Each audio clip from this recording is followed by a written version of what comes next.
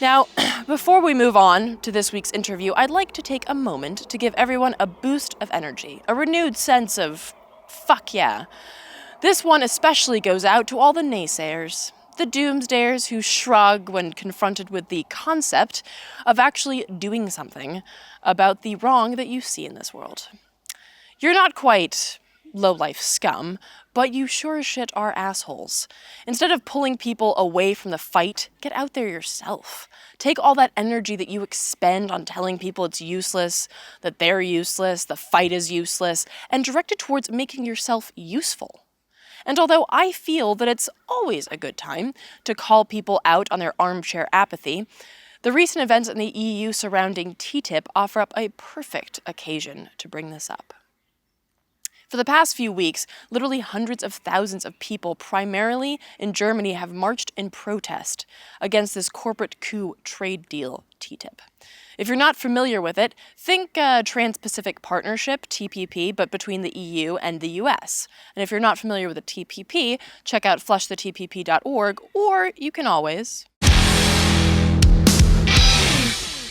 In the past few weeks, coalition organizations across the EU have staged protest against TTIP as talks move forward and heads of state were pressured to lay down some ink, effectively welcoming all the bad US ideas on everything from GMOs to environmental regulation into the EU, backed by corporate tribunals, ensuring that no European country could regulate against the interests of big multinational corporations.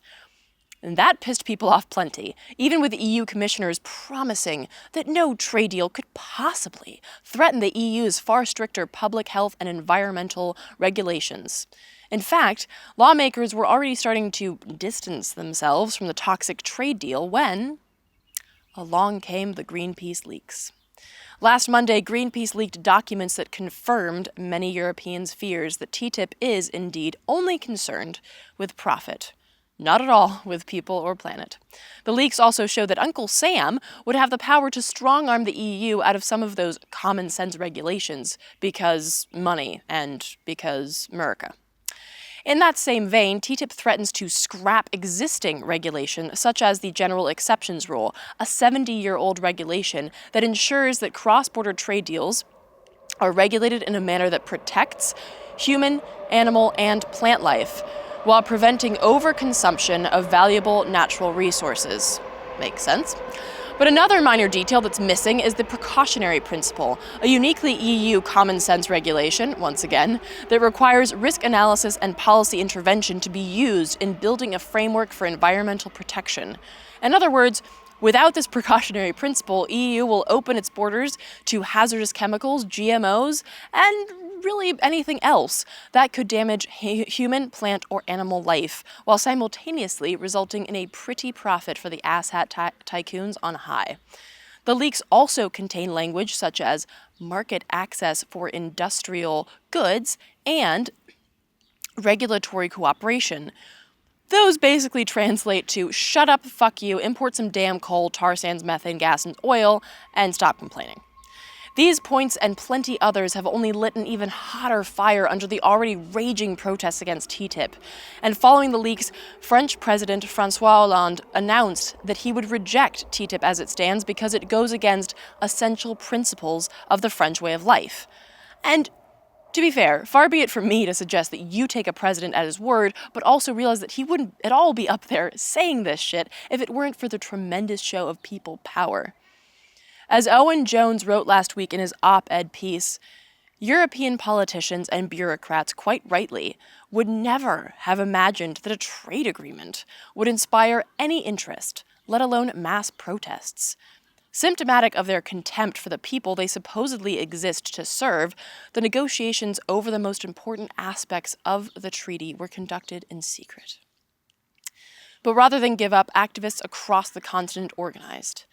They toxified TTIP, forcing its designers on the defensive. Germany, the very heart of the European project, witnessed mass demonstrations with up to 250,000 people participating. From London to Warsaw, from Prague to Madrid, the anti-TTIP cause has marched.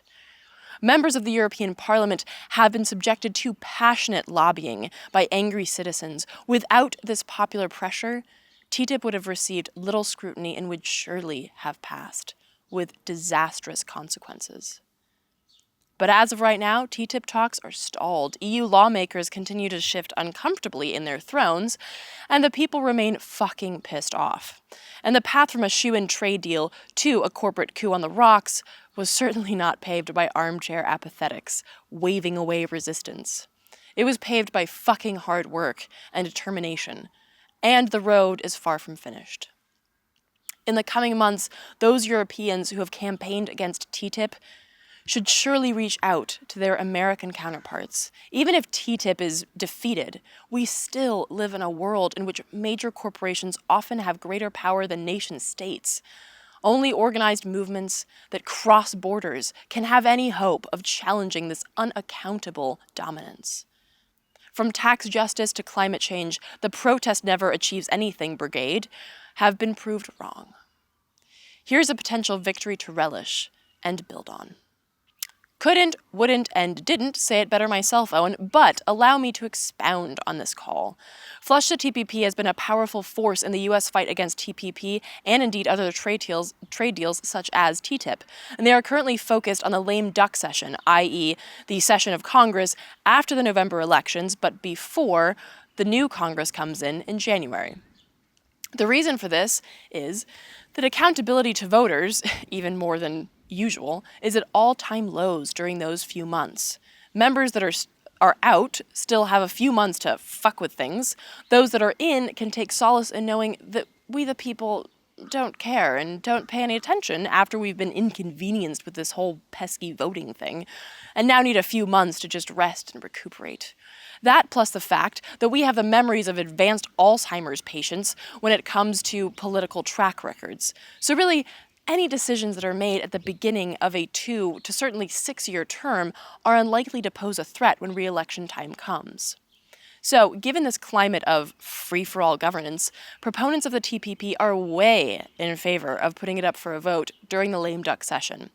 And having keyed in on this, Flush the TPP has already begun to plan actions against a lame duck TPP vote.